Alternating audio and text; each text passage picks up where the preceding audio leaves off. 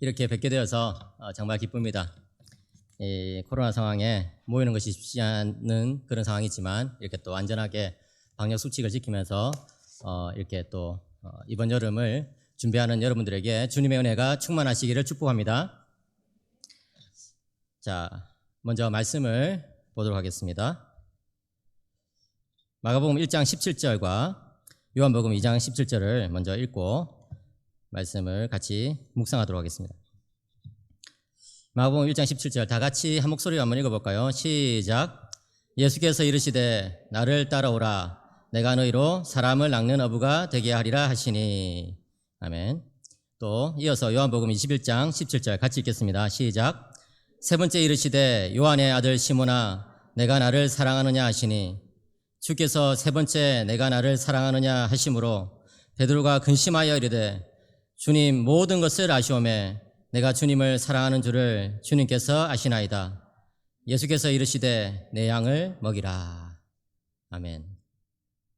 우리가 읽었던 이 두 구절은 예수께서 베드로를 처음 부르실 때와 또 마지막으로 불러서 사명을 주실 때 이 두 군데의 내용을 뽑아서 같이 읽은 것입니다.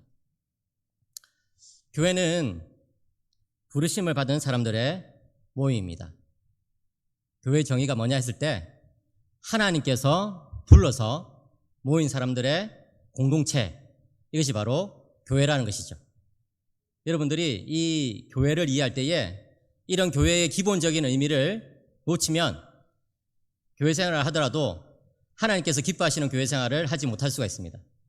그래서 우리가 늘 기억해야 되는 것은 교회는 바로 하나님께서 부르셔서 모인 공동체이다라는 것이죠.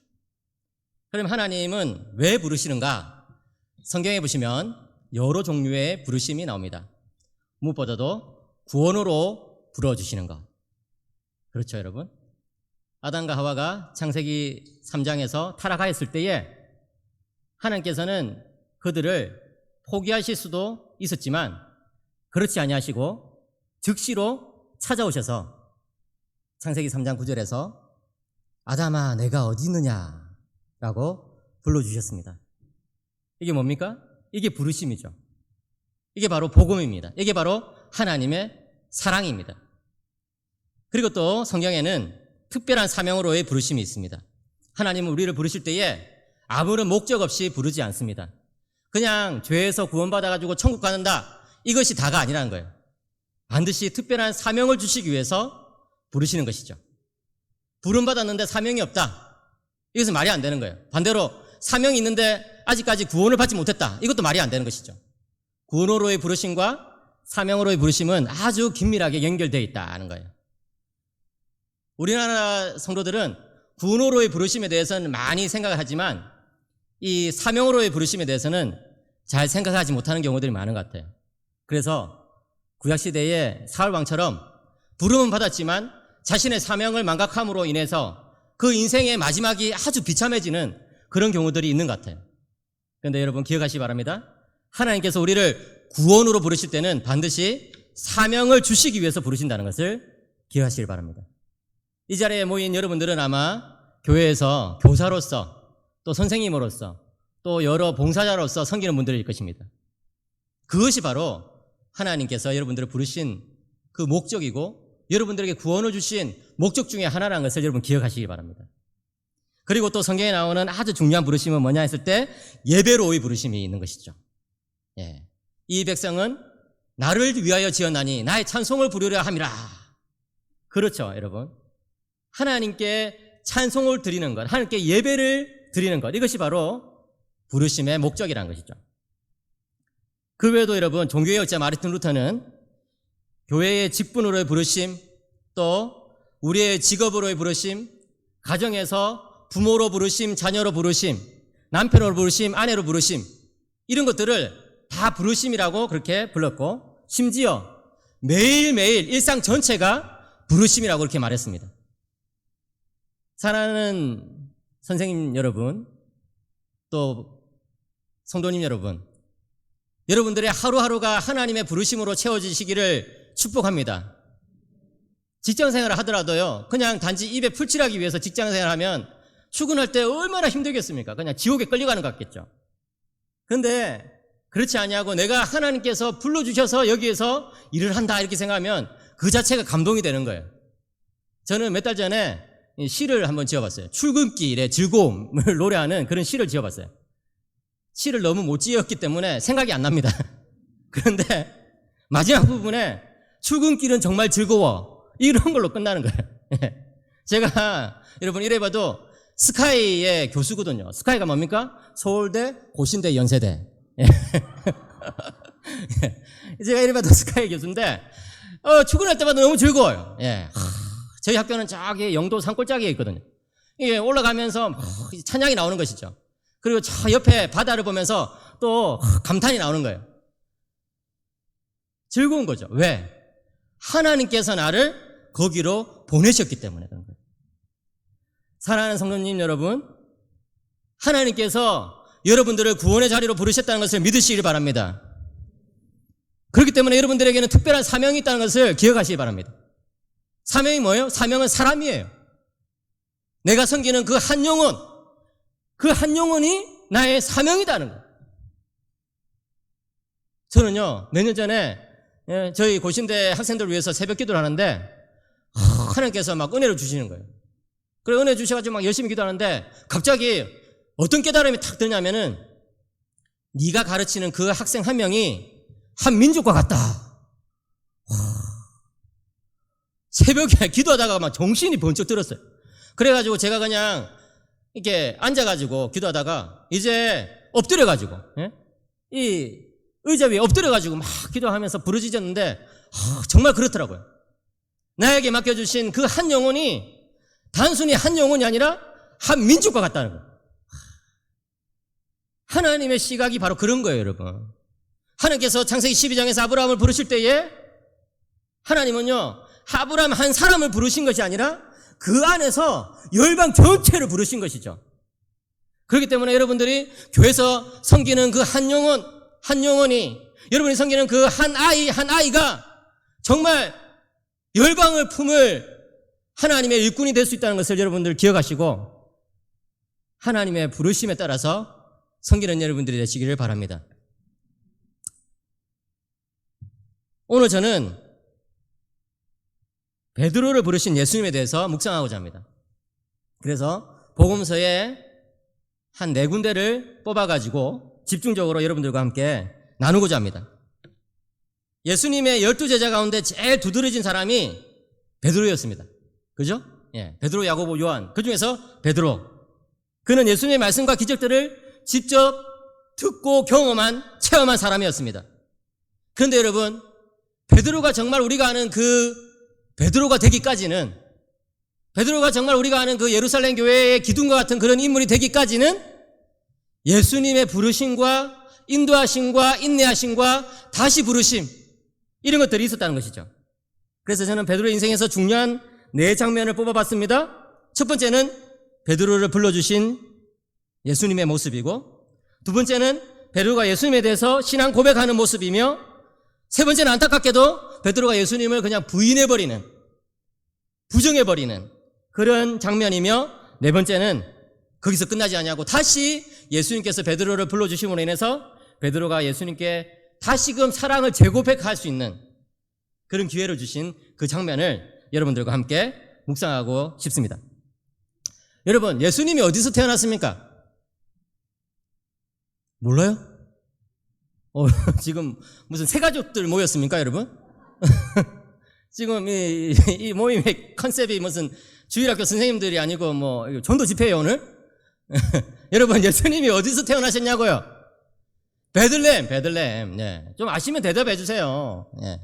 자, 베들레헴에서 태어났잖아요. 베들레헴이 어디냐면은 저기 지도에서, 팔레스타인 지도에서 제일 밑쪽에 있는, 그죠? 이 예루살렘의 바로 근처에, 예루살렘 남쪽에 이제 베들레헴이 있는 것이죠. 근데 예수님이 어린 시절을 어디에서 보냈을까요? 예수님이 어린 시절을. 이제는 답이 나오죠. 왜? 답이 나와 있으니까, 저기에. 눈만 크게 뜨면 이제 보이잖아요. 예수님은 저기, 갈릴리 쪽에 있는 저 북쪽에, 팔레스타인 북쪽에 이 나사렛이라는 곳에서 자란 것이죠. 이 수도 예루살렘에서 자란 것이 아니라 저기, 이 시골에서 자란 거예요. 사투리 퍽퍽 썩으면서. 그 다음에 예수님이 주된 사역을 하신 장소가 어디냐 했을 때, 물론 예수님은 팔레스타인 여러 곳을 다니셨지만 그럼에도 불구하고 이 베이스 캠프, 예수님의 사역의 그런 어떤 근거지라고 하면은 어디냐면은 저기 나오는 어디? 가버나움인 거예요. 가버나움. 네. 대답해 주셔서 감사합니다. 적극적으로 대답을 해 주시면 이제 제가 빨리 마칠게요. 좋으시죠? 이 대답이 안 나오면은 저는 그냥 얼마든지 길게 할 수 있습니다. 왜냐면은 뭐 복음서를 다 훑을 거기 때문에. 그죠? 예. 얼마든지 길게 할 수 있어요. 저는 지금 오늘 또 저녁에 맛있는 걸 먹어가지고 체력이 남아 돌거든요, 지금. 자. 그래요, 여러분. 예수님은 베들레헴에서 태어나셨잖아요. 특별히 마구간에서, 그죠? 그렇게 가난하게 정말 낮은 자리에서 태어나셨어요. 그런데 예수님이 또 어린 시절을 보낸 이 나사렛은 또 굉장히 시골 도시였다는 거죠. 시골 동네였다는 것이죠. 그죠? 예. 거기서 목수일을 30년 동안 하면서, 그죠? 어머니를 봉양하면서 또 밑에 있는 여러 형제들을, 자매들을 봉양하면서 그렇게 자라신 것이죠. 예. 그리고 이제 공생의 사역을 시작할 때가 됐을 때 예수님은 이 가버나움이라는 곳을 근거지로 삼아가지고 사역을 하셨다는 거예요. 예. 왜 가버나움인가? 가버나움은요, 헤롯 안디바라는 그런 분봉왕과 헤롯 빌립이라는 분봉왕이 다스리던 지역의 가운데에 있던 그런 지역이었어요. 그러니까 여러분, 이 예수님이 사역했던 이 팔레스타인 지역은요, 정치적으로 굉장히 복잡한 그런 상황이었거든요. 일단 로마가, 그죠? 다스리고 있던 그런 상황이었기 때문에 로마에서 파견돼 온 이제 이 정치가들이 늘 이제 다스리고 있는 그런 상황에다가 거기에다가 더해가지고 이제 헤롯 대왕의 아들들이었던 그런 이제 아들들이 여러 지역을 나눠가지고 그렇게 다스리고 있었던 것이죠. 그래서 여러 지역을 나눠서 다스리고 있었기 때문에 분봉왕이라고, 나눠서 땅을 다스렸다, 이렇게 분봉왕이라고 부른 거예요. 이 가버나움이라는 도시는요, 예, 여러분은 지도에서 이 오른쪽은 헤롯 빌립이 다스리고 왼쪽은 헤롯 안디바가 다스렸어요. 그래가지고 이제 헤롯 안디바가 이상한 짓거리를 하면 예수님께서는 슬쩍 헤롯 빌립이 다스린 지역으로 가셔가지고 또 사역도 하시기도 하고, 또 헤롯 빌립이 다스린 지역이 좀 이제 문제가 있거나 뭐 이렇게 이제 좀 어지럽거나 하면 또 슬쩍 헤롯 안디바가 다스린 지역으로 가서 사역하시기도 하고, 이렇게 하면서 이제 사역을 계속해서 이어가기에 좋은 그런 지역으로 딱 이제 베이스 캠프를 잡으셨다는 것이죠. 그리고 또 이 가버나움은 여러분들이 저기 이제 지도에서 보시다시피 북쪽에서부터 이렇게 쭉 내려올 때 이 교통의 중심지로서, 그죠? 사람들이 붐비고 또 이 어떤 이제 복음을 전파했을 때 그 확산 속도가 빠르게 될 수 있는 그런 지역이었던 것이죠. 그리고 또 가버나움이라는 이 지역은 저기 위에 있는 저 호수가 뭐냐면은 갈릴리 호수거든요. 보이십니까? 갈릴리 호수 안 보이세요? 예, 보이는데 저기 저는 보이는데 왜 여러분들 안 보이시지? 예, 저기 가버나움이 있는 저기에 이 파란색 물이 보이잖아요. 파란색. 예, 그게 이제 갈릴리 호수라고요. 거기서부터 이게 요단강이 쭉 내려와가지고 여 밑에 이제 예루살렘 근처에 있는 사해까지 쭉 흘러간단 말이에요. 무슨 말인지 아시겠죠? 이 지도 처음 봅니까, 여러분? 저기가 어디야 도대체? 저기가 우리나라는 아닌 것 같고. 예. 그러니까 여러분, 예수님의 사역을 좀 이해하기 위해서는 이런 지도라든지 그 당시에 정치적인 상황이나 경제적인 상황 이런 것들에 대해서 좀 알 필요가 있다는 거죠. 요즘 좋은 책들이 많이 나와 있으니까 한번 살펴보세요. 인터넷에도 많이 있는 거예요. 여기 나오는 이 그림들은 다 인터넷에서 제가 훔쳐온 거예요. 예. 여러분들도 같이 훔칠 수 있습니다. 얼마든지. 이상한데. 계속 훔친다는 표현을 쓰니까 좀 이상한데. 예. 그냥 인터넷에서 카피해 왔다는 거예요. 카피. 예. 그게 그 말인가? 어쨌든 중요한 건 뭡니까? 예수님께서 사셨던 시대는 정치적으로 경제적으로 매우 혼란스러운 그런 상황이었고 어려운 시대였다. 그런데 우리 예수님은 그런 시대를 탓하지 않냐고 굉장히 지혜롭게 사역을 하셨다는 것이죠. 그러기 위해서 예수님은 이 가버나움이라는 도시를 사역의 근거지로 주 베이스 캠프로 삼으셨다는 것입니다. 이런 말이 있습니다. 징기스칸 아시죠? 징기스칸은 어려서 아버지를 잃고 고향에서 쫓겨났으나 집안을 탓하지 않았다. 먹을 것이 없어서 들쥐를 먹고 살기도 했지만 가난을 탓하지 않았다. 배운 것이 없어서 자기 이름도 쓸 줄 몰랐지만 무식을 탓하지 않았다. 적은 수의 병사로 대군을 맞서 싸워야 했지만 환경을 탓하지 않았다. 뺨에 화살을 맞고 죽다 살아난 적이 있었지만 결코 포기하지 않았다. 그리고 세계를 정복했다. 예수님께서 처하신 상황은 징기스칸보다 나빴으면 나빴지 결코 좋은 환경이 아니었습니다. 그렇지만 예수님은 자신의 가난을 탓하지 않았습니다. 예수님은 자기가 무슨 좋은 그런 랍비 밑에서 배우지 못한 것을 탓하지 않았습니다. 예수님은 자기가 가진 것이 없다는 것을 그렇게 핑계대면서 하나님의 사역을 뒤로 내팽개치지 않았습니다. 예수님은 정치적인 상황, 경제적인 상황이 받쳐주지 않는다고 해가지고 사역을 내려놓는 그런 일을 하지 않았습니다. 예수님은 그 모든 악조건 속에서도 하나님의 사역을 감당하셨습니다. 왜요? 부르심을 받았기 때문에. 하나님 아버지의 독생자로서 이 땅에 사명을 받아 파송받았기 때문에 예수님은 그 일에 충실하신 것이죠. 사랑하는 성도 여러분, 교사 선생님 여러분, 우리도 마찬가지 아니겠습니까? 우리는요, 이 시대가 어렵다 이렇게 말은 많이 하고 한숨은 푹푹 쉬는데 예수님을 닮지 않아요. 예수님을 바라보지 않아요. 여러분, 예수님을 바라보면 그 안에 답이 있다는 것을 믿으시길 바랍니다. 예수님은요, 환경을 탓하지 않았어요. 만일 예수님께서 환경을 탓하기 시작했더라면 그 누구보다도 그 악조건들을 수많이 열거할 수 있는 분이 예수님이었습니다. 그런데 예수님은 그렇게 하지 않았습니다. 우리가 환경을 탓하기 시작하면 아무것도 이룰 수 없습니다. 그러나 우리가 하나님의 부르심을 기억하면서 하나님의 힘주심을 믿으면서 나아가면 우리에게 맡겨진 사명을 이룰 수 있다는 것을 기억하시기를 축복합니다. 그것이 바로 오늘 이 밤에 우리들이 모인 이유라는 것이죠. 예수님을 바라보기 위해서, 그리고 예수님을 인해서 우리들의 마음이 새롭게 달라지기 위해서 이 밤에 우리들은 모인 것입니다. 우리는 우리의 마음을 먼저 정복해야 우리들의 환경을 정복할 수가 있습니다. 환경이 아무리 어렵다 하더라도 우리의 마음이 예수님과 밀착해 있으면 우리는 이길 수 있습니다. 왜요? 예수님이 그 모든 환경을 지배하는 만왕의 왕이시기 때문에 그런 것입니다. 우리가 우리의 아이들에게, 우리의 주일학교 청소년들에게 무엇을 말해줘야 됩니까? 환경을 핑계대는 거? 이런 겁니까? 오늘 살기 힘들다 뭐 이런 겁니까? 넋두리입니까? 그게 아니라고요. 우리가 주일학교 아이들에게, 청소년들에게 보여줘야 될 하나의 메시지는 예수님은 환경을 탓하지 않고 부르심을 받은 그대로 살았다는 거죠. 그것을 보았기 때문에 예수님의 제자들도 그렇게 살아난 것이죠. 그것을 보았기 때문에 초대교회 성도들도 그렇게 살아간 것이죠. 그것을 보았기 때문에 교회 역사가 지금까지도 이어져 내려오고 있는 것입니다.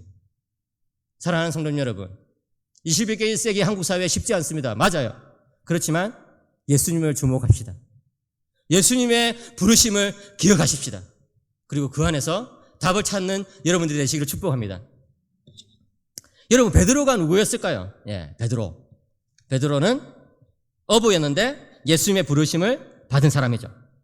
요한의 아들 시모나, 그죠? 예, 요한의 아들이었어요. 저기 영어가 나오니까 갑자기 낯설어집니까? 저 뭐야? 저도 영어에 약하기 때문에 빨리 넘기겠습니다. 이 요한의 아들 베드로와 그 형제 안드레는 원래 벳세다 사람이었어요.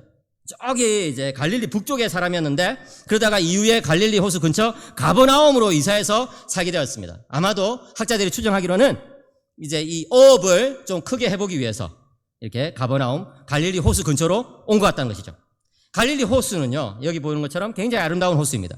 이스라엘 북쪽에 있는 호수로서 세로가 21km, 가로가 13km 정도 되는 이 갈릴리 호수는 부산의 한 5분의 1 정도 크기인 거예요. 예. 그러니까 이제 보는 각도에 따라서는 이게 바다처럼 보이기도 하거든요. 꽤 면적이 넓어 보이는 것이죠. 그래서 어떤 경우에 복음서에는 호수로 나오지만 어떤 경우에는 바다라고 불리는 것이죠. 예. 이 갈릴리 바다 이렇게 불리는 거예요. 가버나움은 이 갈릴리 호수를 끼고 있는 도시였고 어부들이 많이 사는 마을이었습니다. 시몬 베드로도 그 어부들 중에 한 사람이었던 것이죠. 그런데 여러 어부들을 거느리면서 어업을 굉장히 크게 했던 사람인 것 같아요. 성경에 정확하게 나오진 않지만. 왜냐? 이 베드로의 집이 발굴됐거든요. 여러 고고학자들이 베드로의 집으로 이제 지목하고 있는 것이 바로 여기입니다. 가버나움에 있는 회당 근처에 바로 옆에 어부들의 집이 이렇게 쭉 붙어 있고 바로 그 옆에 이 갈릴리 호수 바로 옆에 이 베드로의 집이 있는 거예요. 이 베드로의 집은 베드로가 직접 이제 돈을 벌어가지고 장만한 그런 집이 아니고 부모로부터 이제 물려받은 그런 집인 것 같아요. 좋았겠죠, 여러분. 예. 세상에서 제일 좋은 게 재벌 2세잖아요. 베드로도 이제 부모님이 열심히 일해가지고 이제 집을 이렇게 크게 지어가지고 그 집을 이 베드로와 안드레에게 선물로 주고 세상을 떠나신 것이죠. 예. 그 집 자체의 규모로 보나 그 집에 인접한 어부들의 집과 비교해 보나 이 베드로의 집은 뭐 굉장히 큰 집이었어요. 상당히 이 유복한 생활을 했던 사람이 바로 베드로였다는 것이죠. 그러면 이제 예수님이 왜 나사렛을 떠나가지고 이 가버나움으로 가셨는가 하는 것에 대해서 또 다른 또 추측이 가능해지죠. 예수님은 큰 집을 좋아하시거든요. 예수님은 이 큰 집에 가가지고, 예? 제일 큰 집에서 또 이제 제일 큰 방을 잡아가지고 거기서 이제 독차지하면서, 그죠? 그 집을 누리면서 거기서 또 사람들을 불러 모아가지고 집회를 하시고자 이 가버나움이라는 곳에 가가지고 베드로를 다 부르신 것이 아닐까 하는 생각입니다. 물론 여러분 착각하지 마십시오. 예수님이 뭐 이렇게 지 큰 사람만 사용하느냐 그게 아니에요. 예. 예수님 부자만 쓰느냐 그게 아니라고요. 다만 예수님은 예수님의 사역을 좀 더 효율적으로 하기 위해서 이렇게 베드로 같은 사람도 필요했던 것이죠. 베드로의 집은 학자들이 이제 복원한 것에 따르면 이렇게 생겼어요. 와, 세어보니까 방이 몇 개예요? 방이 하나, 둘, 셋, 넷, 다섯, 여섯, 일곱, 여덟. 와, 방 8개. 우리 집이 방 8개 이상이다. 손들 보세요. 아무도 없으시죠? 아무도 없어. 그러니까 베드로가 보통 부자가 아니에요. 이 당시의 집들은 다 동쪽에 문이 있었는데 그것은 성전이나 회당도 마찬가지였습니다. 성막, 성전, 회당, 그 당시에 뭐 팔레스타인의 집들은 다 동쪽에 문이 있었어요. 왜? 동쪽에 문을 둠으로써 에덴 동산의 동편으로 쫓겨난 것을 생각하면서 에덴의 회복을 염원하는 그런 어떤 종교적인 의미가 있었던 것이죠. 동쪽으로 남문을 통해서 서쪽으로 딱 들어가는 것이 마치 에덴으로 다시 들어가는 듯한 그런 느낌적인 느낌을 줬던 것이죠. 예. 그러니까 여러분, 예수님 당시에 참된 성전은 어디 있었냐 했을 때 예루살렘이 아니라 바로 가버나움, 특별히 베드로의 집, 특별히 거기서 제일 큰 방 또는 예수님이 머물렀던 방. 예, 모릅니다. 저는 여러분 예수님이 제일 큰 방에 머물렀는지 아니면 겸손해서 제일 작은 방에 머물렀는지는 저는 모릅니다. 어쨌든 그 당시에 참된 성전은 바로 가버나움에 있었다는 것이죠. 왜? 성전은 하나님의 임재가 있는 장소이기 때문에. 사랑하는 성도 여러분, 예수님은 우리를 부르십니다. 왜요? 함께 살기 위해서. 사랑하는 성도 여러분, 예수님 우리를 부르십니다. 왜요? 우리와 함께 일하고 싶어 하시기 때문에. 예수님은요, 우리와 함께 하고 싶은 일이 너무 많으세요. 그런데 우리가 우리의 문을 닫아놓고, 우리의 집 문을 딱 걸어놓고, 우리의 마음을 닫아놓고, 예수님 여기 들어오면 안 됩니다라고 예수님을 내팽개치면 우리는 부르심을 거절한 사람이 되고 예수님의 사역자가 될 수가 없는 거예요. 그런데 그렇지 않고 베드로처럼 자신의 집을 예수님께 오픈하고 열어드리고 주님 쓰시옵소서 하면서 자신의 마음을 예수님께 열어드리면 예수님의 부르심을 받아들인 사람이 되는 것이고, 그렇게 함으로써 예수님께서 같이 일할 수 있는 사람이 되는 것이죠. 사랑하는 성도 여러분, 이 밤에 예수님께 문을 열어드리시기를 축복합니다. 이 밤에 여러분들의 집을 예수님께 열어드리시기를 축복합니다. 여러분의 마음을 예수님께 완전히 활짝 열어드리시기를 축복합니다. 베드로의 집은요, 기원전 2세기 정도에 이제 처음에 이제 그 터가 지어져 가지고 이제 베드로의 부모가 그 집을 사고 베드로가 안드레가 그 집을 누리다가 또 예수님께서 거기에 사역하시고 그렇게 하다가 이제 4세기까지 쭉 존속했던 것 같아요. 고고학자들이 막 파보니까 막 여러 층이 막 나오거든요. 그러니까 이제 이 집이 이제 여러 개가 발견되는 거예요. 이게 그 고고학적으로 이게 막 이 집이 있었다가 그게 흙이 파묻히고 또 다시 다른 집을 짓고 막 이렇게 해 있으니까. 그러다가 이 집은 초대교회의 최초의 가정교회의 터가 된 것이죠. 그리고 450년경에는 팔각교회가 세워진 거예요. 그러니까 여러분 아까 그 베드로의 집 터를 보시면은 이 팔각형으로 저기 돼 있잖아요. 맞습니까? 팔각형으로 이게 약간의 터 자리가 남아있거든요. 팔각형이 뭔지 모르세요? 예, 나중에 유튜브에 찾아보세요, 여러분. 팔각형 그리는 방법 이런 거 찾아보세요. 그 지금 이제 베드로의 집이 원래는 이제 이렇게 생겼는데 나중에 팔각교회로 이제 지어지다 보니까 오늘날 남아있는 잔해는 저렇게 팔각교회당의 잔해가 남아있는 거예요. 그리고 지금은 이제 사람들이 더 멋지게 저렇게 보수해가지고 관광객들을 모으고 있는 것이죠. 말씀을 보겠습니다. 마가복음 1장 16절에서 18절. 마가복음 1장 16절에서 18절. 제가 한 절, 여러분은 한 절, 그리고 18절은 같이 읽겠습니다. 갈릴리 해변으로 지나가시다가 시몬과 그 형제 안드레가 바다에 그물 던지는 것을 보시니 그들은 어부라.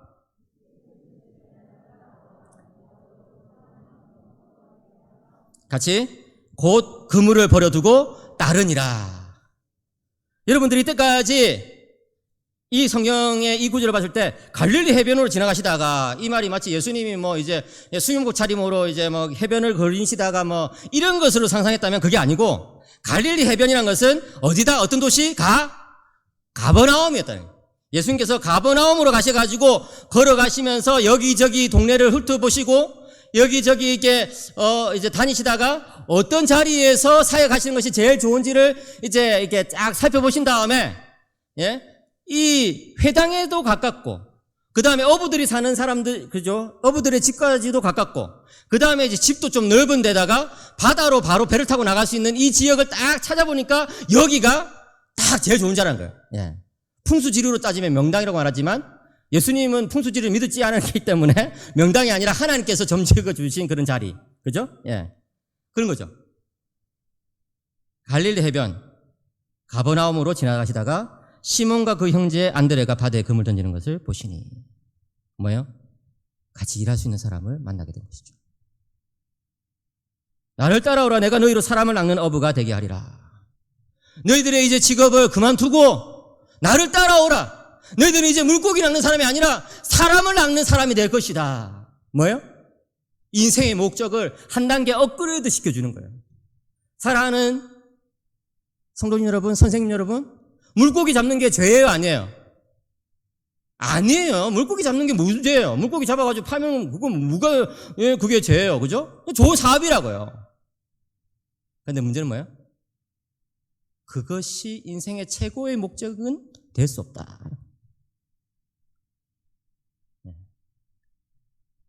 제가 작년에 이제 줌으로 학생들을 가르치는데, 어떤 학생이, 신학생이 질문하는 거예요. 교수님 질문이 있습니다. 그래, 하십시오. 그랬더니, 교수님, 건물주 목사가 되고 싶은데, 어떻게 생각하십니까? 난생 처음, 그런 단어 처음 들어봤어요. 건물주 목사. 예, 신조어죠. 예, 건물주 목사가 되고 싶은데 어떻게 생각하십니까? 제가 뭐라고 대답했을까요? 건물주가 되는 것이 자네 인생의 목적이라면 자네는 건물주 목사가 되어서는 안 된다. 그런데 어떻게 하다 보니까 뭐 부모로부터 물려받은 재산이 있고 이렇게 해가지고 뭐 건물주 목사가 됐다 이러면은 그것을 좋은 일에 쓴다면 가능하지 않겠나. 뭐 이렇게 이제 적당히 이제 말을 했죠. 그런데 그로부터 몇 주 뒤에 제가 이찬수 목사님 뵙게 됐거든요. 이찬수 목사님 여러분 아시는 분이 많을 거예요. 분당 우리 교회 이찬수 목사님 뵈가지고 그런 이야기를 했어요. 저도 너무 이제 기가 차가지고. 그랬더니 이찬수 목사님이 교수님 건물주 목사요? 안 되죠. 안 되죠. 건물주 목사가 한 영혼을 천하보다 소중하게 여길 수 있겠습니까? 막 그러면서 막 저를 야단치는 거예요. 그래가지고 제가 죄송합니다. 다음부터 안 그러겠습니다. 예, 건물주 목사 안 되겠습니다. 예. 물론 여러분 건물주가 된다는 거 나쁜 거 아니에요. 그런데 목사가 될 사람이 그럴 생각을 하고 있다는 것 자체가 좀 이상하지 않아요? 성도들도 마찬가지 아닐까요? 건물주 성도 얼마든지 가능하죠. 좋은 일이 나쁜 일 아니에요. 죄 짓는 거 아니에요. 그런데 그게 우리의 인생의 목적이다. 거기서 그냥 안락하고 쉰다 이러면은 그것은 아직 아닌 거예요. 부르심의 그 높은 의미를 아직 다 알지 못한 거라고요. 예수께서 뭐라고 말씀하십니까? 나를 따라오라. 내가 너희로 사람을 낚는 어부가 되게 하리라. 그랬더니 베드로와 안드레가 곧 그물을 버려두고 따르니라. 그물이라고 써있지만 사실은 그 안에 뭐가 담겨 있는가요? 자신의 인생, 저 넓고 으리으리한 8칸짜리 집, 이런 걸 다 버려두고 예수님을 따라간다. 여러분 오해하지 마십시오. 여러분들이 가진 소유를 다 팔라 이런 뜻이 아닙니다. 여러분들이 지금 가지고 있는 그 직급을 그만두고 다 목사라 선교사가 되라는 그런 뜻도 아닙니다. 뭐예요? 우리 인생의 목적이 더 높은 데 있어야 된다. 교사 선생님의 인생의 목적이 돈에 있는데 그것을 보는 아이들의 목적이 달라질 수 있겠습니까? 교사 선생님들의 인생의 목적이 쾌락에 있고 즐거움에 있는데 거기서부터 배운 학생들의 목적이 달라질 수 있겠냐고요.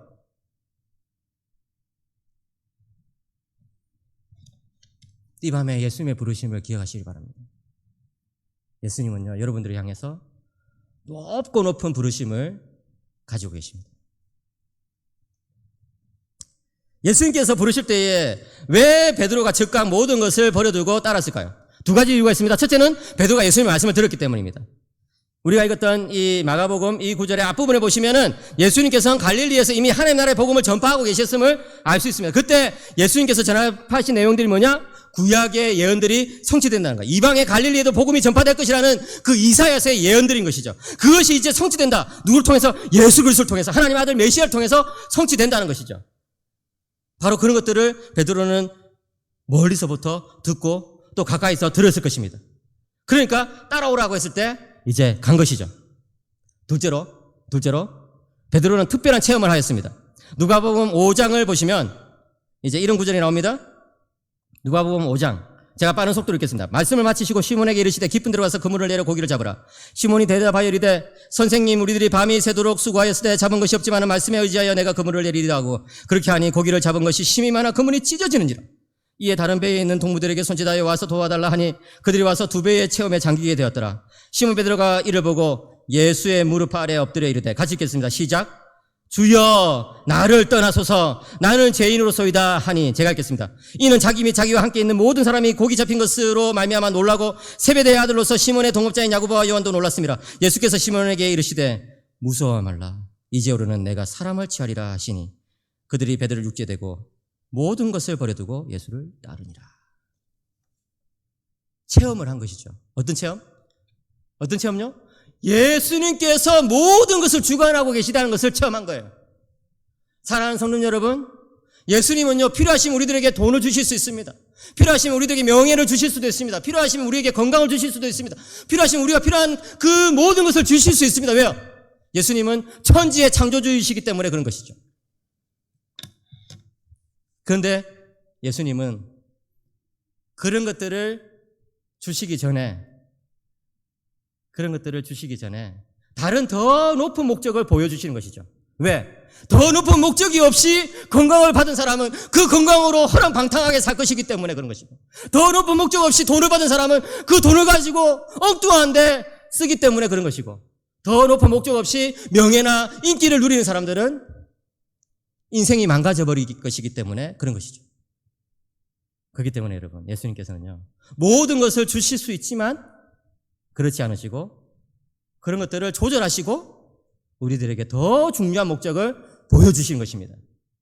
사랑하는 성도 여러분, 여러분 인생에 어떤 기도 제목이 있습니까? 여러분 인생에 뭔가 간구거리가 있습니까? 예수님께 간구하시기 바랍니다. 예수님께 간구하시기 바랍니다. 예수님께 간구하시기 바랍니다. 그러나 그냥 간구하지 마시고 더 높은 목적을 가지고 간구하시기 바랍니다. 그게 뭐예요? 사람을 취하리라. 제가 정말 사람을 취하기 위해서, 정말 사람을 섬기기 위해서 건강이 필요하니 건강을 주시고, 사람을 섬기기 위해서 재물이 필요하니 재물을 주시옵소서. 이렇게 기도 제목이 좀 바뀌면 안 됩니까? 그저 그냥 자신의 안위를 위해서. 그 당시 유대인들이 가지고 있는 두 가지 질문이 있었습니다. 하나는 도대체 메시아의 왕국은 언제 오는가 하는 것입니다. 메시아는 언제 오느냐? 둘째는 메시아가 오시면 나는 어떻게 메시아의 백성이 될 수 있느냐 하는 이 두 가지 질문이 그 당시 모든 경건한 사람들의, 경건한 유대인들의 질문이었습니다. 예수님의 복음을 듣고 기적까지 체험한 베드로는 예수님이 단순한 선지자가 아니라 바로 오실 그 메시아이시며 하나님의 아들이심을 조금씩 깨닫게 되었습니다. 그래서 예수님께서 그를 부르셨을 때에 자신의 모든 것을 버려두고 예수님께 나올 수 있게 되었습니다. 단지 물고기 잡는 인생이 아니라 사람을 낚는 인생에 대한 그림을 보고 주님을 따라갔던 것입니다.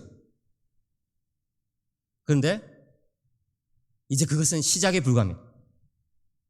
이제 인생의 여정의 시작이 불과한 것이죠.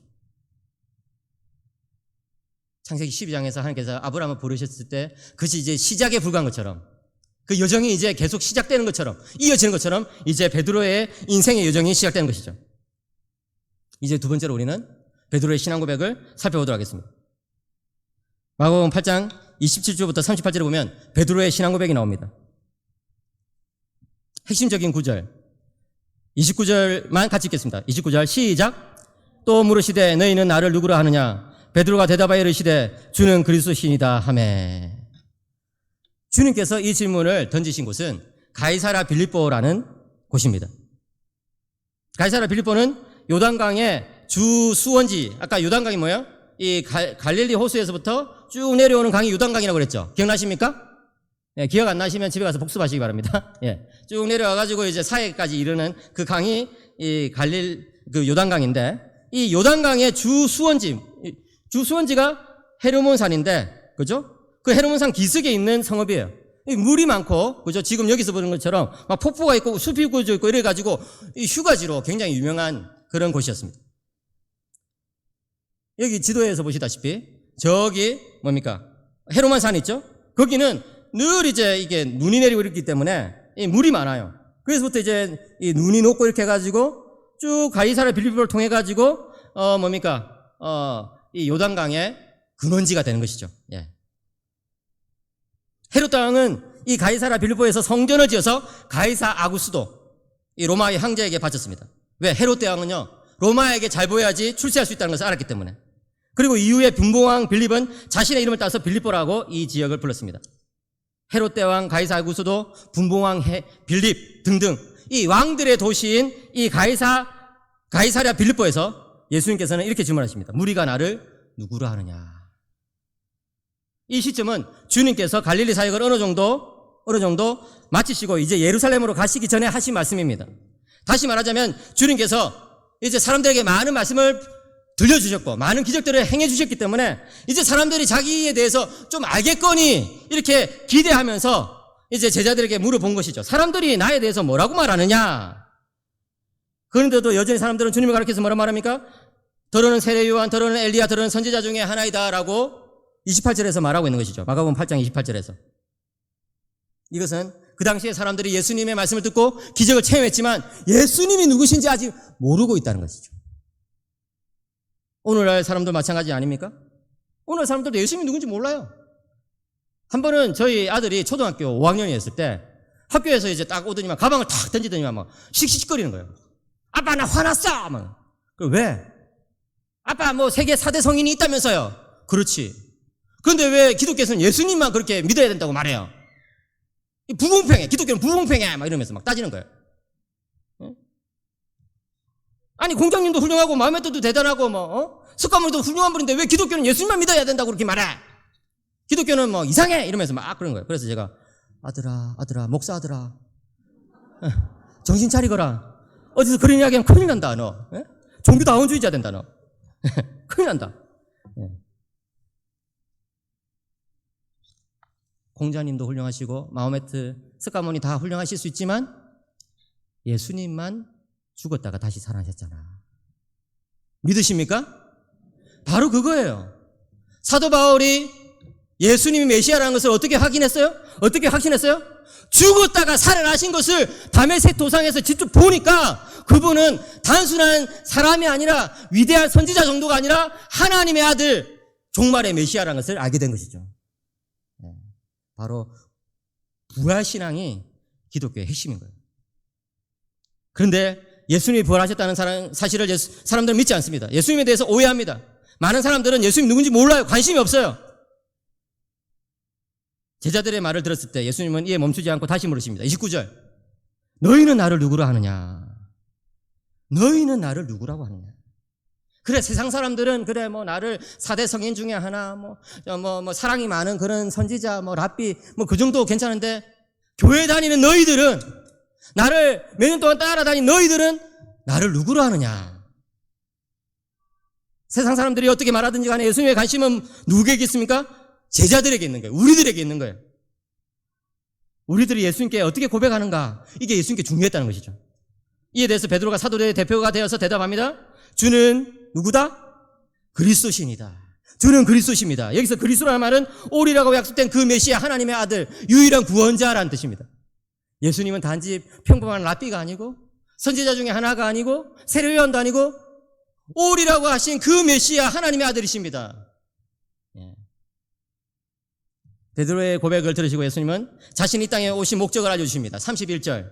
인자가 많은 고난을 받고 장로들과 대제사장들과 서기관들에게 버림받아 죽임을 당하고 사흘 만에 살아나야 할 것을 비로소 그들에게 가르치시되. 뭐예요? 예수님은 이사야서 53장의 예언된 것 같은 고난받아서 죽고 부활할 메시아라는 것이죠. 이것은 당시에 유대인들이 기대했던 메시아는 아니었습니다. 당시에 유대인들이 일반적으로 기대했던 메시아는 정치적 메시아였어요. 경제적 메시아였어요. 다윗같이 용감하고 지혜로운 전사가 되어서 로마의 압제로부터 우리를 해방시켜 줄 그런 정치적 메시아, 다윗과 같이 우리를 잘 먹고 잘 살게 해줄 그런 경제적 메시아, 이런 메시아를 기대했던 것이죠. 그러나 예수님은 자기에 대해서 어떻게 말씀하십니까? 나는 그런 정치적 메시아, 경제적 해방자가 아니라 고난을 받고 죽고 부활할 메시아이다. 왜요? 예수님께서 정치적 메시아가 될 수 있는 능력이 없어서 그렇습니까? 예수님께서 경제적 메시아가 될 수 있는 능력이 없어서 그렇습니까? 아니라고. 예수님께서 처음 베드로를 부르실 때에 그 능력을 보여주셨잖아요. 물고기 엄청나게 많이 잡을 수 있는 능력을 보여주셨잖아요. 그런데 왜 예수님은 죽고 부활해야 되는 메시아가 되셨습니까? 그것은 바로 예수님이 우리의 모든 죄를 해결해 주시는 분이 되시기 위해서 그런 것이었습니다. 사랑하는 성도 여러분, 교사 선생님 여러분, 기억하시기 바랍니다. 인간의 제일 근본적인 문제는 정치적인 해방이나 경제적인 부유함이 아니라 죄의 문제에 있다는 것을 기억하시기 바랍니다. 죄로부터 해방되어야지만 우리 인생이 달라질 수 있습니다. 왜요? 인간은 태어나면서부터 죄와 사망과 사탄의 노예로 태어나거든요. 죄와 사망과 사탄의 노예된 사람이 어떻게 해방될 수 있냐고요? 어떻게 자유롭게 될 수 있냐고요? 예수님을 구세주로 믿을 때 그렇게 될 수 있습니다. 예수님을 구세주로 믿으면 예수님께서는 죄 대신 의를 우리에게 선물로 주십니다. 사망 대신 생명을 우리에게 선물로 주십니다. 사탄 대신에 성령을 우리에게 부어주십니다. 믿으시기 바랍니다. 바로 그 선물을 아이들에게 주는 교사가 되시기를 축복합니다. 아이들에게 막연하게 너는 잘 되어야 된다, 너는 출세해야 된다, 너는 똑똑하니까 나중에 좋은 대학 가겠지, 이게 아니라, 이게 아니라 유튜브에서 얼마든지 들을 수 있는 그런 세속적인 메시지가 아니라 너는 죄의 문제를 극복해서 이 세상에 예수님이 살아계시는 증인으로 살기를 바란다라고 복을 내릴 수 있는 그런 선생님 되시기를 축복합니다. 그럴 때만 우리의 타락한 본성이 바뀔 수 있기 때문입니다. 그럴 때만 이 세상이 변화될 수 있기 때문에 그런 것입니다. 이렇게 주님께서 드러내고 자신의 고난과 죽음과 부활에 대해서 말씀하시니까 베드로가 예수님을 붙들고 항변합니다. 여기서 항변하다는 것은 꾸짖다는 말이에요. 막 야단치다는 말이에요. 그러니까 예수님이 가만히 계시겠어요? 33절 제가 읽겠습니다. 예수께서 돌이키사 제자들을 보시며 베드로를 꾸짖어 이르시되 네가 나를 꾸짖어? 나도 너를 꾸짖을 수 있다. 예수님은요 가만히 있지 않거든요. 꾸짖으면 꾸짖으시고 막 이렇게. 사탄아 내 뒤로 물러가라. 내가 하나님의 일을 생각하지 아니고 도리어 사람의 일을 생각하는도다. 여러분, 예수님께서 쓰실 수 있는 표현 중에 제일 강한 표현을 썼어요. 사탄아, 이거는요, 독사의 자식들아, 이 말보다 천배 만배 강한 표현이에요. 왜 예수님께서 이렇게 강한 표현을 그 사랑하는 제자, 거기다가 그 집을 빌려 쓰잖아요, 지금. 세대로 사는 세입자 주제예요. 돈을 내시는지 안 내시는지 모르겠지만. 월세도 잘 안 내신 것 같은데. 그런 상황에서, 사탄아! 건물주한테 감히. 뭡니까? 베드로가 가지고 있는 메시아에 대한 생각이 완전히 잘못되어 있기 때문에 그런 것입니다. 그렇습니다, 여러분. 세상 사람들이 예수님에 대해서 잘못 오해하고 있는 거, 틀리게 생각하는 거, 그것은 예수님께서 봐주실 수 있을지 몰라요. 왜? 모르니까. 그런데 예수님의 제자인 베드로가 예수님을 따라다닌 그 제자가 예수님에 대해서 여전히 예수님은 정치적 메시아, 경제적 메시아라고 착각하고 있는 것을 봐줄 수가 없는 것이죠. 그러면서 예수님께서 뭐라고 말씀하십니까? 34절. 무리와 제자들 불러 이르시되 누구든지 나를 따라오려거든 뭐라고요? 자기를 부인하고 뭐라고요? 자기 십자가를 지고 나를 따를 것이니라. 자기를 부인하지 않고 예수님을 믿는 것, 자기 십자가를 지지 않고 예수님을 믿는 것은요, 아예 예수님을 모르는 것보다 더 문제다 하는 거예요. 왜? 그런 사람들은 교회에 나와가지고 교회를 어지럽히니까. 여러분, 저기 교회 밖에 있는 사람들 교회를 어지럽힙니까? 교회를 타락하게 만듭니까? 아니에요. 누가 교회를 무너뜨립니까? 누가 오늘날 교회를 병들게 합니까? 예수님을 믿는다고 하면서도, 예수님을 메시아로 고백하면서도 여전히 예수님에 대해서 정치적 메시아, 경제적 메시아, 나를 유명하게 만들 메시아, 나의 욕구를 채워줄 메시아라고 착각하고 있는 거예요. 주님은 지금도 우리들에게 물으십니다. 너희는 나를 누구라 하느냐? 예수님이 누구신지에 대한 고백은 결국 나의 관심이 어디에 있는지를 보여주는 거울이 됩니다. 예수님을 바르게 고백하는 사람은 자신의 삶에 대해서도 바르게 알 수 있습니다. 우리가 진정 예수님이 고난받고 죽고 부활한 메시아이심을 믿는다면, 그리고 오직 그런 방식으로만, 그런 길을 통해서만 우리의 죄의 문제가 극복되고 해결될 수 있다는 것을 믿는다면 우리는 어떻게 될까요? 끊임없이 자기를 부인하고 자기 십자가를 지는 삶을 살아야 합니다. 사랑하는 선생님 여러분, 사랑하는 직분자 여러분, 여러분들이 자기 십자가를 지고 자기를 부인하고 살아가는 삶을 보여주면 분명공부 막 화려하게 준비하지 않아도 아이들이 예수님을 따라가는 거예요. 여러분이 정말 자기를 부인하고 자기 십자가를 지는 그런 삶을 살아가면 막 떡볶이, 피자 맛있게 막 사주지 않아도 아이들은 예수님을 따라가는 거예요. 왜요? 저게 진짜라는 것을 알거든요. 진리는 통하는 것이거든요. 멋이 있거든요. 매력적이거든요. 그렇게 살고 싶어지는 거거든요. 그렇지 않습니까, 여러분? 여러분들이 지금 이 자리에 있는 이유가 뭡니까? 아마도 여러분들도 초등학생 시절에, 여러분들도 중학교나 고등학교 시절에 정말 멋진 크리스찬을 만났기 때문에 그런 거 아닐까요? 정말 그 선생님이 있었기 때문에 내가 예수님을 믿고 있다, 이렇게 생각하고 계시는 분들 많을 거예요. 저도 그렇거든요.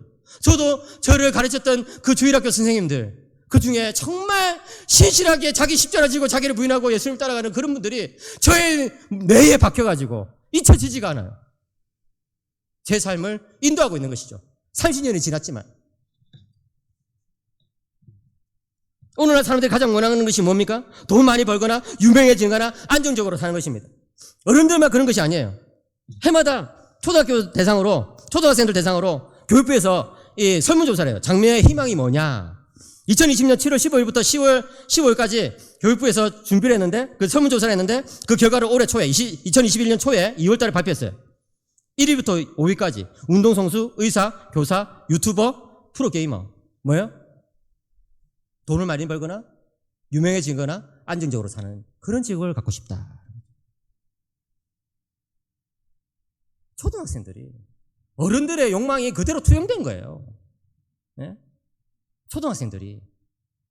여러분, 물론 운동선수 되고 의사 되고 교사 되고 유튜버 되고 프로게이머 되는 거 제가 비난하는 거 아니에요. 될 수 있어요. 될 수 있다고요. 그런데 문제는 뭐예요? 거기서 머무는 거예요. 거기서 머무는 거예요. 물고기 잡는 거기서 머무는 거예요.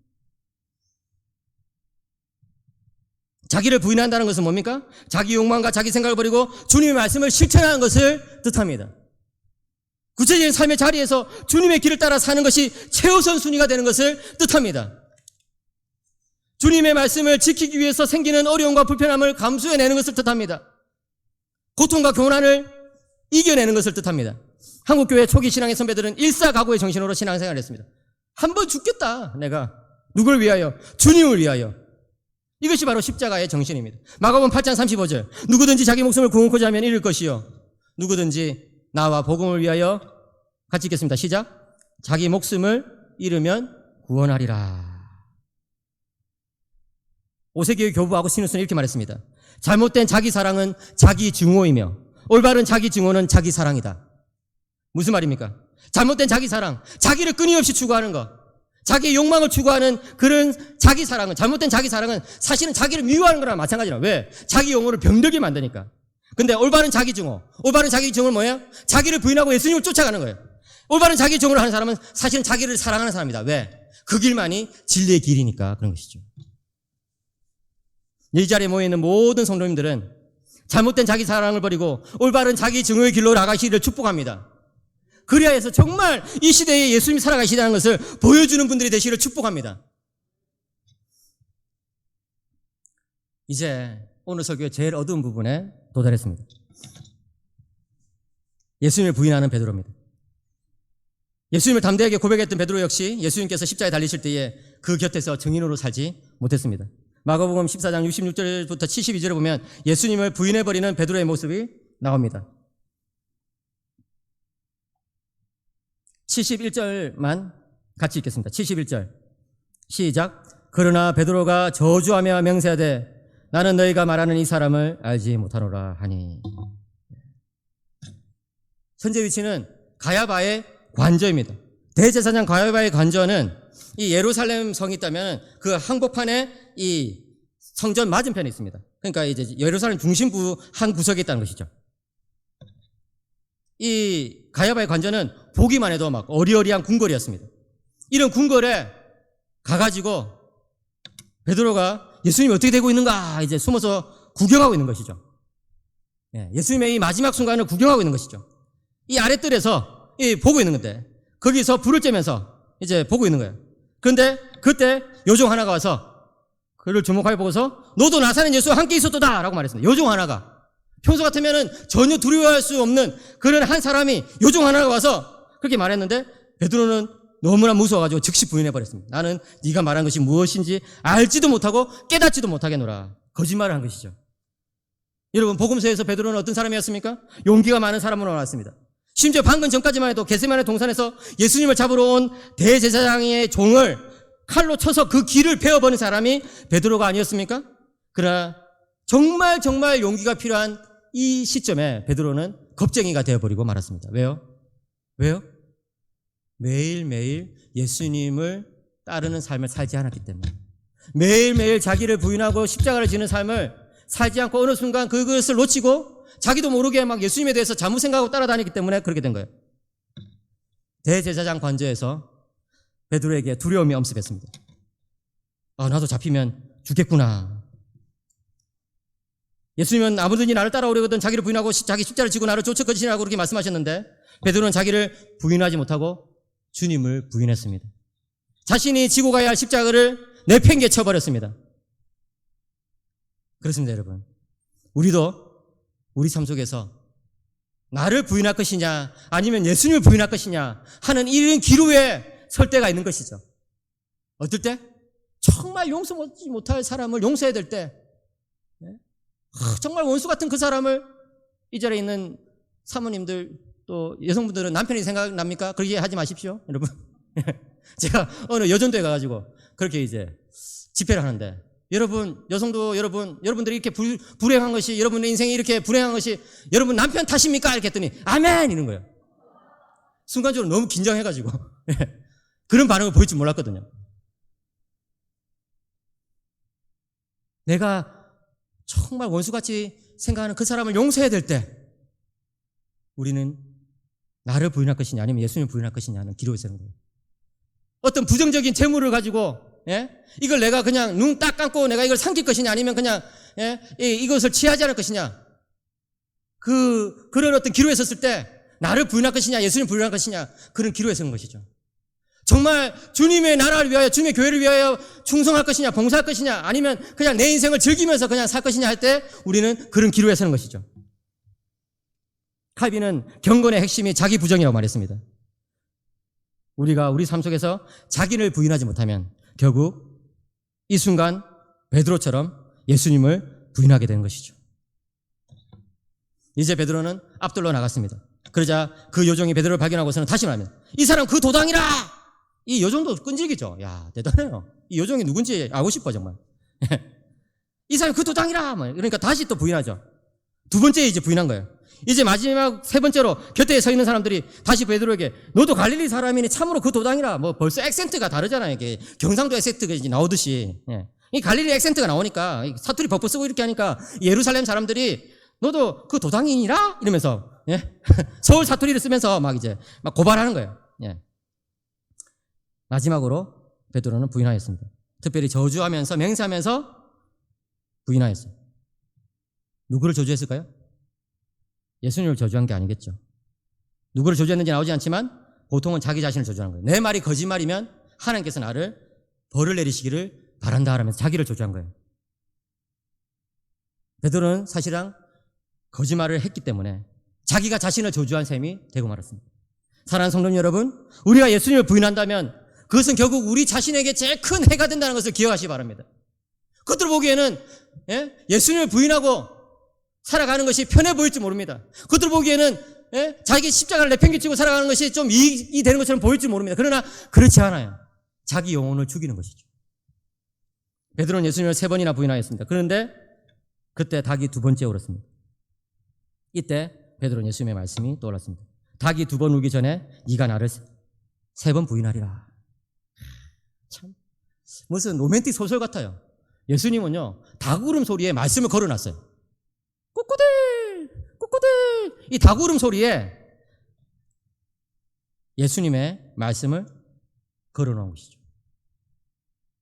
그 닭 울음 소리가 베드로에게는 어떻게 들렸을까요? 회개하라, 회개하라. 가룟 유다와 베드로의 차이가 여기에 있습니다. 둘 다 똑같은 죄를 지었습니다, 여러분. 가룟 유다만 예수님을 팔아넘겼습니까? 아닙니다. 예수님의 11 제자 모두 다 예수님을 팔아넘겼고, 특별히 베드로는 예수님을 완전히 부인하고 저주하면서 맹세하면서 부인하고 말았습니다. 그러나 가룟 유다는 그것이 끝이었어요. 뭐가 없었어요? 회개가 없었다는 것이죠. 저는 상상해 봅니다. 가룟 유다가 회개했더라면 예수님께서 받아주셨을까? 답은 받아주셨을 거라는 거예요. 왜 안 받아주셨을 거예요? 왜 안 받아주셨을까요? 회개하면 받아주시지. 그런데 가룟 유다는 자신의 행동을 뉘우치긴 했지만 회개하지 않고 도리어 목매어 자살하고 말았습니다. 그러나 베드로는 자신의 못난 행동을 뉘우치고 울며 회개했습니다. 그렇습니다, 여러분. 우리는 다 죄인입니다. 우리는 지난 1년간 예수님을 부인하면서 살아온 적이 많았습니다. 우리는 지난 한 달간 예수님을 부인하면서 살아온 적이 많았습니다. 우리는 지난 일주일간 예수님을 부인하면서 산 적도 있었습니다. 그러나 여러분 기억하시기 바랍니다. 회개하면 받아주신다. 예수님은 회개하는 죄인을 절대 물리치지 않으십니다. 이제 마지막이 다가왔습니다. 베드로의 신앙 재고백입니다. 요한복음 21장에 보시면 예수님께서 베드로에게 나타나셔서 다시 고백을 받으시는 장면이 나옵니다. 그에게 새로운 사명을 주시기 위해서입니다. 이 요한복음 21장은 예수님이 부활하신 이유입니다. 이제 막 예수님이 부활하셨다는 그런 소식들을, 소문들을 듣긴 했지만 아직까지 부활이라는 현실이 제자들에게 온전히 와닿지는 않았습니다. 그래서 일단 이들은 디베랴 호수, 곧 갈릴리 바다로 고기를 잡으러 갔습니다. 베드로와 함께 고기 잡으러 간 사람들은 총 7명이었습니다. 베드로, 도마, 나다나엘, 세베대의 아들들 야고보, 요한, 또 다른 제자 2명. 바로 그때 예수님께서 그들에게 나타나셨습니다. 베드로와 다른 6명의 제자들은 밤새도록 고기를 잡으려고 했지만 실패했습니다. 뭔가 좀 이 설교 앞부분이 다시 반복되는 듯한 느낌 드시죠? 밤새도록 고기를 잡으려고 했지만 실패했습니다. 그때 주님께서 바닷가에 서셔서 배 오른편에 그물을 던져라 라고 말씀하십니다. 4절과 6절. 그러자 제자들은 그 말에 순종했습니다. 이미 고기를 많이 낚은 다른 어부가 그렇게 힌트를 주는가 보다 이렇게 생각했겠죠. 그래가지고 실제로 그의 오른편에 그물을 던졌더니 물고기가 너무 많아서 그물을 들 수 없는 정도로 많이 잡혔습니다. 그제야 제자들은 해변에 서 있는 그분이 다른 어부가 아니라, 먼저 고기를 많이 잡은 어부가 아니라 예수님이신 것을 깨닫게 되었습니다. 7절. 그러자 베드로는 곧장 겉옷을 두른 후에 바다로 뛰어내려서 예수님께 가게 되었습니다. 6지에 당도해 보니까 예수님은 이미 숯불을 피워놓고 생선과 떡으로 식사를 준비하고 계셨습니다. 생선과 떡. 멋있죠? 맛있겠죠? 배고프십니까? 오늘 저녁에 나중에 생선과 떡. 교회에서는 드시면 안 됩니다. 코로나 때문에. 그들이 잡은 물고기를 세보니까 153마리였습니다. 153마리. 여기 나타나지 않지만 11절에 보시면 나옵니다. 이 숫자가 무엇을 뜻하는지 알 수는 없습니다. 어떤 사람은 153이 세상의 모든 물고기의 종류를 뜻하는 것이다. 그만큼 세상의 모든 민족들을 이제 예수님 제자로 만들 것이다. 이런 것을 상징한다. 이런 말이 있는데 정확하게 알 수는 없어요. 근데 분명한 것은 많이 잡혔다는 거예요. 153마리가 잡혔다는 것이죠. 뭡니까? 처음 예수님을 만난 그 장면을 회상시켜 주신 것이죠. 그렇습니다, 여러분. 베드로가 처음 예수님을 만났을 때에 예수님과 더불어서 뭔가 할 수 있을 거라고 생각했습니다. 그래서 그물을 버려두고 자기 집도 예수님께 다 오픈하면서 그렇게 예수님을 따라다녔습니다. 그런데 막상 따라다니 보니까 웬걸 쉽지가 않거든요. 어렵거든요. 환경적인 어려움이 있거든요. 마음의 갈등이 있거든요. 그러니까 슬슬 예수님을 부인하다가 마지막에 예수님을 3번이나 부인하고 말았습니다. 그런데 예수님은 그를 다시 부르십니다. 요한의 아들 시몬아, 네가 이 사람들보다 혹은 여기 있는 이것들 배와 물고기들보다 나를 더 사랑하느냐? 주님 그러하나이다. 내가 주님을 사랑하는 줄 주님께서 아시나이다. 내 양을 먹이라. 따라해봅시다. 내 어린 양을 먹이라. 요한의 아들 시몬아, 내가 나를 사랑하느냐? 주님 그러하나이다. 내가 주님을 사랑하는 줄 주님께서 아시나이다. 따라해봅시다. 내 양을 치라. 요한의 아들 시몬아, 내가 나를 사랑하느냐? 내가 주님을 사랑하는 줄을 주님께서 아시나이다. 따라합시다. 내 양을 먹이라. 여기서 예수님께서 아가파오, 사랑하느냐, 필레오, 좋아하느냐, 사랑하느냐 이런 동사를 썼지만 차이는 없어요. 결론은 하나입니다. 네가 나를 사랑하니? 그러면 내 양을 먹이라. 사명을 주신 거예요. 부르심에 합당하게 행하라는 거예요. 너는 물고기를 잡고 살 사람이 아니라는 거예요. 너는 다시 사람을 낚는 어부가 되어라 라는 것이죠. 베드로가 예수님을 3번 부인했기 때문에 예수님께서는 3번 물어봐 주셨습니다. 3번의 트라우마를 완전히 씻어버릴 수 있도록. 그렇지 않았다면 베드로는 이 평생 자기가 그 대제사장의 관저에서 예수님을 부인했던 그 장면을 생각하면서 아무것도 못했을지 모릅니다. 그러나 감사하게도 예수님은 다시금 3번 물어주심으로써 베드로의 과거의 실수와 죄를 깨끗이 씻어주셨습니다. 베드로가 내가 주님을 사랑하는 줄 주님께서 아시나이다 라고 대답한 것은 나의 비참과 실패에도 나는 주님을 여전히 사랑합니다라고 말하고 있는 것입니다. 이런 베드로의 반응 속에는 자기의 일을 내세우는 그런 것이 없습니다. 주님께서 모든 것을 아시오매 이제 주님께 모든 것을 맡기오매 주님 이제 저를 주장하여 주시옵소서라는 고백이 있는 것이죠. 사도 바울이 말했던 의인은 오직 믿음으로 말미암아 살리라는 그 고백이 바로 여기에 나타나고 있는 것입니다. 사랑하는 성도님 여러분, 사랑하는 교사 선생님 여러분, 갈릴리 바닷가에서 예수님은 베드로를 다시 불러주셨습니다. 부르시는 그 첫 장면과 예수님을 부인했던 그 마지막 장면을 동시에 해상시키면서 예수님은 베드로를 회복시켜 주십니다. 그리고 주님은 그에게 다시 사명을 맡기십니다. 내 양을 먹이라. 사람 낚는 어부가 되어라. 라고 말씀해 주십니다. 사랑하는 여러분, 여러분의 인생의 목적이 어디에 있습니까? 돈 많이 벌고 명예를 누리고 편안하게 사는 것? 여기 있습니까? 그 나쁜 거 아니에요. 그거 하시라고요. 근데 거기에만 머물러 있으면 내 양을 먹이는 사람은 될 수가 없다는 것이죠. 방 8개가 있는 큰 집을 가지고 여러 어부들과 함께 동업하면서 물고기를 계속해서 낚아야 되는 그런 사람은 될 수 있을지 모르지만 하나님의 구원 역사에 쓰임을 받는 그런 사람을 낚는 어부가 될 수는 없다는 것이죠. 이 밤에 여러분의 인생의 꿈이 바뀌기를 축복합니다. 이 밤에 여러분의 섬기는 영혼들을 바라보는 시각이 달라지기를 축복합니다. 참혹한 실패 가운데서도 주님은 우리를 버리지 않으십니다. 다시금 찾아오셔서 우리를 일으켜 세워주십니다. 실패가 오히려 더 큰 사명으로 나가는 기회가 되게 해주십니다. 왜요? 한번 부르실 그때 우리의 마지막까지 생각하고 부르셨기 때문에 그런 것입니다. 하나님의 은사와 부르시면은 후회하심이 없느니라 믿으시기를 축복합니다.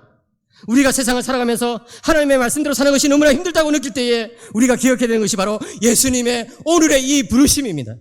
십자가의 사랑으로 나를 불러주신 그리스도를 기억할 때에 내가 지는 십자가는 오히려 가볍게 느껴질 것입니다. 사랑하는 성도 여러분, 어린 영혼들을 섬기는 것이 힘들게 느껴지십니까? 그렇겠지요. 그러나 여러분, 그것이 바로 나에게 주신 십자가라는 것을 기억하시고 내 양을 먹이시기를 바랍니다. 우리가 성화의 삶에서 때때로 실패하여 넘어져 자신에게조차 실망할 때에 베드로가 자기를 저주해버린 것처럼 내가 나를 저주해버리는 그런 인생을 사는 것과 같은 그런 느낌이 들 때에 다시금 기억해야 될 것은 바로 예수님의 부르심입니다. 그때 우리는 우리의 모든 경험과 달리 너는 오케이야, 너는 괜찮아 라고 말씀해 주시는 그리스도의 음성을 듣게 됩니다. 거기서부터 성령님의 손을 잡고 다시 시작하는 것입니다. 종교학자 루터는 이렇게 말합니다. 발전한다는 것, 그것은 언제나 새롭게 시작하는 것이다. 그렇기 때문에 예수님을 따르는 이 길에 서 있는 우리 모두는 이 밤에 베드로와 함께, 그리고 우리 신앙의 선배들과 함께 이렇게 기도해야 할 것입니다. 따라해 보겠습니다. 주여, 내가 주님을 향하여 살기 시작할 수 있도록 나를 도우소서. 나를 도우소서. 나를 도우소서. 이 밤에 같이 기도하겠습니다.